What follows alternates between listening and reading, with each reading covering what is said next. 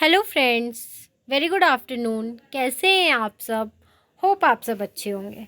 जैसा कि आप लोगों को पता है, ये हमारी क्लास 6 to 12 एनसीईआरटी सीरीज़ चल रही है, जिसमें हम पढ़ने वाले हैं आज क्लास 9। हमने क्लास 6, क्लास 7 और क्लास 8 कंप्लीट कर लिया है। अगर किसी ने भी मेरी वो सीरीज़ नहीं देखी है तो वो मेरे प्लेलिस्ट में जाके देख सकता है। क्लास 9 का चैप्टर फर्स्ट स्टार्ट करने से पहले मैं आपको एक छोटी सी इन्फॉर्मेशन देना चाहूँगी कि अगर किसी को भी class 6 to 12 hand written notes NCERT explanation के परचेज़ करने हो तो वो मेरा डिस्क्रिप्शन बॉक्स चेक कर सकता है। या तो आप यूपीएससी की प्रिपरेशन कर रहे हो तो आपको किसी भी स्टैंडर्ड बुक के हैंड रिटन नोट चाहिए तो आप मेरा डिस्क्रिप्शन बॉक्स चेक कर सकते हो। आइए स्टार्ट करते हैं हमारा चैप्टर फर्स्ट। जैसा कि आपने देखा होगा, democracy in the contemporary world आपके चैप्टर का नाम है। ठीक है, कि मतलब एक हर तरीके के वर्ल्ड में, पूरे कंटेम्प्रेरी, हाँ अलग अलग टाइप के वर्ल्ड है, उसमें डेमोक्रेसी क्या है, कैसे रोल निभाती है, क्या हर जगह डेमोक्रेसी है या कैसे, कहाँ पे क्या स्ट्रगल्स के बाद डेमोक्रेसी आई है। ठीक है, ये बताता है हमें। ओवरव्यू देख लेते हैं। ओवरव्यू क्या है? Democracy has expanded during the last 100 years to more and more countries in the world. ठीक है, मतलब पहले ऐसा बता रहा है कि पहले हर जगह डेमोक्रेसी नहीं थी। ये जो लास्ट के 100 years हैं उसमें क्या हुआ है, डेमोक्रेसी बहुत ज़्यादा एक्सपेंड हुआ है। मतलब बहुत अलग अलग शहरों में क्या हुआ है, डेमोक्रेसी एक्सपेंड हुआ है। More than half of the independent countries in the world today are democracies. ठीक है, इसमें बता रहा है जितनी भी इंडिपेंडेंट कंट्रीज़ हैं आज के वर्ल्ड में, उसमें आधे से ज़्यादा कंट्रीज़ क्या हैं, डेमोक्रेसी हैं। ठीक है, डेमोक्रेसी का मतलब क्या होता है? वो मतलब होता है, जैसे आप लोग बार बार डेमोक्रेसी सुन रहे होगे तो आप लोग कंफ्यूज हो रहे होगे। तो यहाँ पे डेमोक्रेसी का मतलब है ऐसा स्टेट, ऐसा कंट्री जहाँ पे रूलर्स खुद इलेक्ट ना हो। ठीक है, मोनार्की ना हो, जहाँ पे किंग्स रूल ना करते हो। ठीक है, उनकी हेरिडेटरी नेचर का रूलर ना हो, जहाँ पे आम जनता, जो पीपल्स है, उनको ये राइट हो कि वो क्या कर सके, अपने रिप्रेजेंटेटिव को चुन सकें। The expansion of democracy has not been smooth and straight. जैसे आपने देखा कि हमने क्या बताया कि जो लास्ट 100 years है उसमें क्या हुआ है, डेमोक्रेसी एक्सपैंड हुआ है। तो ये एक्सपेंशन बहुत ही स्मूथ और स्ट्रेट नहीं था, मतलब सिंपल और सरल नहीं था। ठीक है, सीधा और सरल नहीं था। इसमें काफ़ी उतार चढ़ाव आए हैं, काफ़ी कठिनाइयाँ आई हैं, काफ़ी स्ट्रगल्स हुए हैं। देन क्या हुआ है, डेमोक्रेसी का एक्सपेंशन हुआ है। It has seen several ups and downs in different countries. बहुत सारे कंट्रीज़ में बहुत अलग अलग तरीके के क्या है, अप एंड डाउन्स, मतलब उतार चढ़ाव देखने को मिले हैं। It stills remains on unstable and certain achievement. आज भी क्या है, कहीं कहीं तो अचीवमेंट मिली है, लेकिन कहीं कहीं क्या है, कंडीशंस अनस्टेबल ही हैं। This chapters begins with different story on the making and unmaking of democracy। ये जो चैप्टर है ये हमें मतलब अलग अलग स्टोरी बताता है। मेनली इसमें दो कंट्री, चिली और पोलैंड का क्या बताया, स्टोरी बताया है कि वहाँ पे कैसे कॉन्स्टिट्यूशन या कैसे डेमोक्रेसी आई या कैसे डेमोक्रेसी हटी। From different parts of the world, the pattern of the spread of democracy, first with the series of map and then with a short history. ठीक है, इसमें बताया है कि कैसे अलग अलग पार्ट्स में क्या हुआ है, डेमोक्रेसी आया है, पहले कितने में था, फिर कितने में आया, फिर किस सन में कितने में आया। पहले तो आपको मैप के थ्रू बताया गया। अगर आपको मैप के थ्रू देखना होगा तो आप एक बार अपनी बुक खोलना या आप नेट पे डालना। ठीक है, तो आपको दिख जाएगा, क्योंकि मैं मैप यहाँ पे शो नहीं कर पाई थी, मेरे हैंड रिटन नोट्स हैं तो मैंने जो भी स्टोरीज है यहाँ पे डाल दी है। अगर आपको मैप वाला देखना होगा, ऐसा कुछ खास नहीं था, उसमें सन लिखे थे, अलग अलग जो सन थे और किस सन में कहाँ पे डेमोक्रेसी आई है, कहाँ पे नहीं आई है, कब कब कितने सिटीज़ कंट्रीज़ में एक्सपेंड हुआ डेमोक्रेसी, अभी भी कहाँ पे डेमोक्रेसी नहीं है, बस ये सब बताने की कोशिश की गई है। Okay, this focus in the chapter is on democracy with in a country. ठीक है, इस चैप्टर पे मेनली फोकस किया गया है कि जो कंट्री के अंदर की डेमोक्रेसी होती है वो कैसे रन होती है, उसका एक पैटर्न होता है, ठीक है, किस पैटर्न पे कैसे डेमोक्रेसी उस कंट्री में आया है या कैसे वहाँ से डेमोक्रेसी हटी, और डेमोक्रेसी आने के बाद भी क्या वहाँ पे जो रूल्स रेगुलेशंस है वो सब सही हैं या कैसे चल रहा है चीज़ें, ठीक है। तो ये मेनली एक पूरा चैप्टर है। इस चैप्टर में आप 2 जगह की स्टोरी पढ़ोगे, चिली और पोलैंड की, ठीक है। वहाँ पे एक जगह डेमोक्रेसी आई कैसे, डेमोक्रेसी हटी कैसे, आप ये सब क्या करोगे, देखने की कोशिश करोगे। वेट फ्रेंड्स, हमारा PDF कहीं खो गया, ये, ठीक है, आप ये देखने की कोशिश करोगे। But towards the end of the chapter take a look at democracy on its absence in the relation among different countries। But आप चैप्टर के आखिरी में देखोगे कि जहाँ पे डेमोक्रेसी नहीं है और वहाँ पे अदर कंट्रीज से कैसे रिलेशंस हैं, उनके क्या रिलेशंस हैं, ठीक है, आप ये सब भी देखोगे। Examine the working of some international organisation. कुछ इंटरनेशनल ऑर्गेनाइजेशन है, वहाँ वो लोग कैसे काम करती हैं उनको आप देखोगे, समझोगे, पढ़ोगे, तब आपको क्या होगा, अच्छे से समझ में आएगा। Democracy at a global level, इसमें आप एक डेमोक्रेसी को क्या करोगे, एक जिस कंट्री में डेमोक्रेसी है नहीं है उसके रिलेशंस पढ़ोगे। इंटरनेशनल ऑर्गेनाइजेशन है वो डेमोक्रेसी के लिए कैसे वर्क करती हैं, तो आप क्या करोगे, एक कंट्री के अंदर पढ़ोगे कि डेमोक्रेसी कैसे रन होती है। तो आप डेमोक्रेसी को यहाँ पे पूरे अच्छे तरीके से ग्लोबल लेवल पे क्या करने वाले हो, पढ़ने वाले हो, ठीक है। यहाँ पे 2 टेल्स ऑफ डेमोक्रेसी बताया है। पहला बताया है सैल्वेडर एलेंडे, प्रेसिडेंट ऑफ चील, a country in south America, ठीक है। सैल्वर एलेंडे क्या है, चील के प्रेसिडेंट थे, ठीक है, जो कि एक कंट्री है साउथ अमेरिका की, ठीक है। मिलिट्री कूप ऑफ 1973, 11 सितंबर 1973, ठीक है, वहाँ पे एक मिलिट्री कूप हुआ था 11 सितंबर 1973 को। General Augusto Pinochet, pronounced Pinochet, and army general led the coup, ruled it for the next 17 years, ठीक है। जो वहाँ पे अगस्त पिनोचे थे वो क्या थे, आर्मी जनरल थे, और वो कूप क्या कर रहे थे, पिछले 17 सालों से क्या कर रहे थे, रूल कर रहे थे उस पर, ठीक है। Restoration of democracy referendum in 1988, but suddenly क्या हुआ, उन्होंने रिस्टोरेशन का पार्ट लिया, ठीक है, क्योंकि उनको ऐसा लगा कि वो 17 ईयर से वर्क कर रहे हैं तो जो वहाँ की आम जनता है उनको चुनेगी ही चुनेगी। लेकिन उन्होंने रिफरेंडम जब लिया, रिफरेंडम 1988 में लिया, तो क्या हो गया, पूरा का पूरा तख्ता पलट हो गया। A government elected by people was overthrown होगा by the military through conspiracy and violence, तो उनको वहाँ से हटा दिया गया मिलिट्री कॉन्स्पिरेंसी के थ्रू और वायलेंस के through, okay. Democracy in Poland अब हम देखेंगे, ठीक है, कैसे आई। 1980 ruled by the Polish United Workers Party, ठीक है। 1980 में वहाँ पे कौन रूल कर रहा था, एक पॉलिश यूनाइटेड वर्कर्स पार्टी थी, वो वहाँ पे रूल करती थी। On August 14 August 1980 the workers went on A strike. 14 अगस्त 1980 को वहाँ के जो वर्कर्स थे वो क्या हो गए, पूरे तरीके से स्ट्राइक पे चले गए, ठीक है। उन्होंने बोला अब हमें वर्क नहीं करना, अब हम स्ट्राइक पे जाएंगे। उनकी डिमांड क्या थी, the strike begin to spread across the whole city. जो वो स्ट्राइक था वो धीरे धीरे पूरे सिटी में क्या हो गया, फैलने लगा, मतलब हर लोग क्या हो गए, स्ट्राइक पे जाने लगे। In October 1990, Poland had its first presidential election in which more than one party could contest। वहाँ पे अक्टूबर 1990 को क्या हुआ कि इलेक्शन हुआ, ठीक है, फर्स्ट प्रेसिडेंशियल इलेक्शन था वहाँ पे, जहाँ पे एक से ज़्यादा पार्टी ने क्या किया था, इलेक्शन लड़ा था, कंटेस्ट किया था। Walesa was elected president of Poland, और पोलैंड के प्रेसिडेंट को किसको चुना गया, वलीशा को क्या हो गया, वहाँ के प्रेसिडेंट चुना गया। In Poland we track the transition from a non democratic government to a democratic government, ठीक है।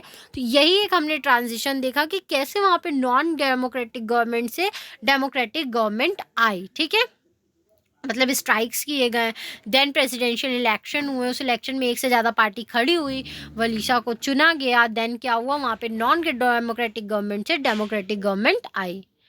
2 फीचर्स ऑफ डेमोक्रेसी, यहाँ पे 2 फीचर्स डेमोक्रेसी के बताए गए हैं जो कि एक डेमोक्रेसी के लिए क्या होता है, बहुत इंपॉर्टेंट होता है, okay.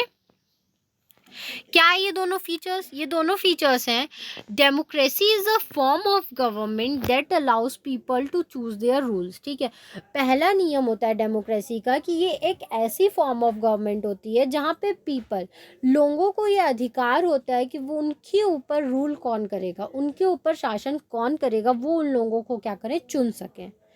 In a democracy, only leaders elected by people should rule the country. Democracy में क्या होता है, जिन लीडर्स को क्या होता है, लोग चुनते हैं, वही लोग क्या करते हैं, कंट्री पे रूल कर पाते हैं। Okay, people have the freedom to express views, freedom to organise and freedom to protest. लोगों के पास कुछ भी बोलने का क्या होता है, अपने व्यूज़, अपने ओपिनियंस रखने का क्या होता है, पूरा फ्रीडम होता है। वो लोग क्या कर सकते हैं, कहीं भी फ्रीडम टू ऑर्गेनाइज, वो लोग कहीं भी पब्लिक मीटिंग्स कर सकते हैं, कुछ ऑर्गेनाइजेशन करा सकते हैं। और फ्रीडम टू प्रोटेस्ट, अगर उनको कुछ चीज़ें अच्छी नहीं लग रही है तो वो उसके खिलाफ क्या कर सकते हैं, सामने आकर प्रोटेस्ट भी कर सकते हैं। Democracy has expanded throughout the 20th century. ठीक है, जो डेमोक्रेसी है वो ज़्यादा कब बढ़ने लगा, कब एक्सपेंड हुआ, तो ये जो 20th सेंचुरी है उस टाइम से क्या हुआ, जो डेमोक्रेसी का एक्सपेंशन बहुत ज़्यादा हुआ। Democracy did not spread evenly in all parts of the world. लेकिन क्या आप ऐसा समझते हैं कि जो डेमोक्रेसी एक्सपैंड हुआ है, जो हर जगह आया है डेमोक्रेसी, तो हर जगह क्या एक ही तरीके से डेमोक्रेसी आया? नहीं, डेमोक्रेसी इवनली एक जैसे हर शहर में नहीं आया, कहीं बहुत स्ट्रगल्स करने पड़े हैं, कहीं बहुत अप एंड डाउन देखने पड़े हैं, कहीं पूरी तरीके से डेमोक्रेसी लागू था, कहीं नहीं लागू था, बहुत स्ट्रगलिंग फेज कहीं का रहा है, कहीं का बहुत सिंपल फेज रहा है। तो इवनली हर जगह एक तरीके से डेमोक्रेसी क्या हुआ है, एग्जिस्ट नहीं हुआ है। ठीक है, it was establish first in some regions and then spread to other region. सबसे पहले ये क्या हुआ, कुछ रीजन्स में आया, फिर धीरे धीरे ये और भी रीजन्स में क्या हुआ, स्प्रेड होने लगा। ठीक है, ऐसा नहीं है कि ये इवनली एक ही तरीके से हर रीजन में क्या है, फैला है। While a majority of countries are democratic today, there are still large part of the world that are not democratic. वहीं पे जहाँ पे आप देखते हैं कि यहाँ पे बहुत पार्ट, जो मेजोरिटी ऑफ कंट्रीज़ है वो क्या है, डेमोक्रेटिक है, वो क्या है, इंडिपेंडेंट है और डेमोक्रेटिक है। लेकिन वहीं पे बहुत सारे ऐसे वर्ल्ड के पार्ट्स हैं जो कि क्या है, नॉन डेमोक्रेटिक है। ठीक है, जो अभी भी क्या है, डेमोक्रेसी को फेस नहीं कर रहे हैं। Phases in the expansion of democracy, अब आप देख सकते हो कि कौन कौन से फेज में कहाँ कहाँ डेमोक्रेसी का कितना एक्सपेंशन हुआ है। By 2005 140 countries have held multi party election. ठीक है, 2005 में 140 कंट्रियों ने क्या किया था, मल्टी पार्टी इलेक्शन ज्वाइन किया था, मतलब होने लगा था। ठीक है, more than 80 countries have made advances towards democracy since 1980। ठीक है, बहुत 80 से ज़्यादा कंट्रीज़ 1980 के बाद क्या हो गई थी, डेमोक्रेसी में काफ़ी एडवांस हो गई थी, उनके यहाँ पे डेमोक्रेसी आ चुकी थी। Still there are a many country where people cannot elect their leader। लेकिन अभी भी बहुत सारी कंट्रियाँ ऐसी थी जहाँ पे लोग अपने लीडर्स को खुद नहीं चुनते थे। ठीक है, in Myanmar, the elected leader Aung San Suu Kyi has been imprisoned by the military rules 1990। ठीक है, म्यांमार में क्या हुआ था, जो इलेक्टेड लीडर था, ठीक है, वहाँ पे इलेक्शन करके जो लीडर आया भी, आंग सांग सू की, उसको क्या कर लिया गया था, जेल में डाल दिया गया था। ठीक है, जो मिलिट्री रूल वहाँ का चलता था 1996 1990, उसके थ्रू क्या कर दिया गया था, उसको जेल में डाल दिया गया। No amount of international support has helped in her release, और वहाँ पे उनको कोई भी तरीके का इंटरनेशनल हेल्प नहीं मिला, मतलब और जितनी कंट्रियाँ थी उन्होंने उनके हेल्प में या उनके सपोर्ट में कुछ भी नहीं बोला ऐसा कि उनको छोड़ा जाए, वो बिल्कुल सही है, डेमोक्रेसी में ऐसा होता है। ठीक है, उनके सपोर्ट में किसी ने भी, कोई भी इंटरनेशनल कंपनी ने कुछ भी नहीं बोला था। अब हम देखेंगे डेमोक्रेसी एट ग्लोबल लेवल। ठीक है, is it possible to have democracy at global level? ठीक है, क्या ये पॉसिबल है कि डेमोक्रेसी ग्लोबल लेवल पे हो? ठीक है। तो नॉट एट प्रेजेंट, अभी तो ऐसा नहीं है कि डेमोक्रेसी जो है वो पूरे ग्लोबल लेवल तक आ चुकी है, ठीक है, अभी ऐसा पॉसिबल नहीं है। The UN, the International Monetary Fund and the World Bank are the global association of the world. जैसे कि हम लोग जानते हैं जो यूनाइटेड नेशंस हैं, जो इंटरनेशनल मॉनेटरी फंड है और वर्ल्ड बैंक है, ये सब कुछ इंटरनेशनल और ग्लोबल ऑर्गेनाइजेशंस हैं जो कि एक पूरे वर्ल्ड के लिए वर्क करते हैं, ठीक है। They attempt to maintain peace and security among the countries of the world. ये हमेशा ये ट्राई करते हैं कि जो हमारी पूरे वर्ल्ड की कंट्रीज़ है उसमें शांति हमेशा और सिक्योरिटी, ठीक है, वहाँ पे हमेशा प्रोटेक्शन बना रहे। उनको जिस भी तरीके का ये लोन प्रोवाइड करते हैं, उधारी देते हैं, वहाँ पे जिस चीज़ की ज़रूरत होती है हर कंट्री को ये देखते हैं, रिव्यू करते हैं, देन वहाँ की हेल्प करते हैं, ठीक है। They give loans and money to governments, ये क्या करते हैं, लोगों को लोन देते हैं और वहाँ की जो गवर्नमेंट्स होती है उनको क्या करते हैं, मनी प्रोवाइड्स करते हैं। They are not fully democratic, ये पूरी तरीके से डेमोक्रेटिक नहीं होते, मतलब ये इंटरनेशनल, इनको भी क्या होती है, इनके पीछे कुछ कंट्रीज़ होती हैं जो इनको पैसे देती हैं और इनसे क्या करती हैं, रूल करती हैं। 5 कंट्रीज़, इसके पीछे 5 अलग अलग कंट्रियाँ हैं, US, UK, France, China and Russia have the veto power in the security council. इनके पास वीटो पावर होता है, जो IMF होता है, इंटरनेशनल मॉनेटरी फंड या वर्ल्ड बैंक जो है, इनको ये 5 कंट्रियाँ जो होती हैं मेन लीड करती हैं, पैसे प्रोवाइड करती हैं। तो ये पाँचों कंट्रीज़ के पास ये पावर होता है कि जो भी फैसला IMF या वर्ल्ड बैंक ले रहे हैं उनको क्या करें, ये रोक सके या वो रीचेकिंग उस फैसले की कर सके। The world bank has a US president always, हमने देखा है जो वर्ल्ड बैंक का प्रेसिडेंट होता है वो हमेशा US से ही होता है। And the international monetary fund is the hand of 7 powerful nation, और जो IMF है वो हमारा हमेशा जो 7 पावरफुल हैंड्स हैं उसके पीछे, उन्हीं के अकॉर्डिंग ये क्या करता है, हमेशा वर्क करता है। अब हम देखेंगे प्रमोशन ऑफ डेमोक्रेसी, ठीक है, प्रमोशन। अब डेमोक्रेसी का प्रमोशन कैसे हुआ, मतलब कैसे वो एक्सपेंड हुआ। Many powerful countries like the United states of America believe that democracy should be promoted in the world every bi force, ठीक है। इसमें जो सबसे पहला जो पावरफुल कंट्री है हमारा USA, United state of America, उसका ये मानना है कि डेमोक्रेसी को क्या करना चाहिए, हर जगह लागू करना चाहिए, चाहे वो फोर्स से ही क्यों ना लागू करना पड़े, ठीक है। USA का ये मानना है हमारे। Powerful countries have launch attack on non democratic country, example Iraq, ठीक है। जो पावरफुल कंट्रीज हैं वो लोग क्या करती हैं, जो डेमोक्रेटिक कंट्रीज नहीं है जैसे इराक, वहाँ पे क्या करती हैं, ये अटैक कराती हैं, बट कोई फ़ायदा नहीं होता है, ठीक है।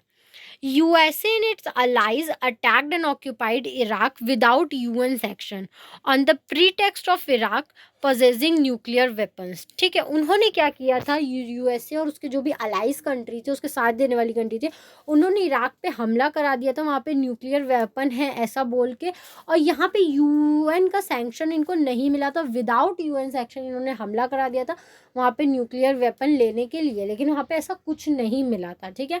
They have even held forced election, और वहाँ पे उन्होंने क्या किया, फोर्सफुली इलेक्शन हेल्ड कराया। लेकिन क्या ऐसा होना चाहिए, नहीं। अगर इलेक्शंस हो रहे हैं, डेमोक्रेसी आ रही है, तो अपने मन से आना चाहिए, लोगों के अंदर से आना चाहिए। ऐसा नहीं कि आप ज़बरदस्ती क्या करो, इम्पोज करो, लोगों को रिस्ट्रिक्ट करो, वहाँ पे अटैक करो, ऐसा कुछ नहीं होना चाहिए। The urge for democracy should come from the people and should not be impose, ठीक है। तो यहाँ पे यही बताया गया है, जो डेमोक्रेसी की चाह है वो लोगों के अंदर से आनी चाहिए, और जो डेमोक्रेसी अगर इम्पोज हो रहा है तो वो लोगों के मन से होना चाहिए, ठीक है। ऐसा नहीं कि आप उन पर थोप दो, उन पर फोर्सफुली बांध दो, वहाँ फोर्सफुली इलेक्शन करो, ऐसा कुछ भी करने का कोई सेटिस्फैक्टरी रिजल्ट नहीं आएगा। लोग अगर खुद से चाहते हैं कि यहाँ पे डेमोक्रेसी आए तो वो अपने देश के लिए खुद प्रोटेस्ट कर सकते हैं, वहाँ पे इलेक्शन हेल्ड करा सकते हैं, ठीक है। तो ये चैप्टर हमारा यहीं तक था। मुझे उम्मीद है आपको मेरा ये चैप्टर समझ में आया होगा। अगर फिर भी कहीं भी कोई भी दिक्कत हो तो आप मुझे कमेंट सेक्शन में कमेंट करके पूछ सकते हैं। Thank you very much for watching my video. और अगर किसी को भी क्लास 6 to 12 NCERT के हैंड रिटन नोट्स के एक्सप्लेनेशन चाहिए होंगे, एक्सप्लेनेशन के हैंड रिटन नोट्स चाहिए होंगे, तो वो मेरा डिस्क्रिप्शन बॉक्स चेक कर सकता है परचेज़ करने के लिए।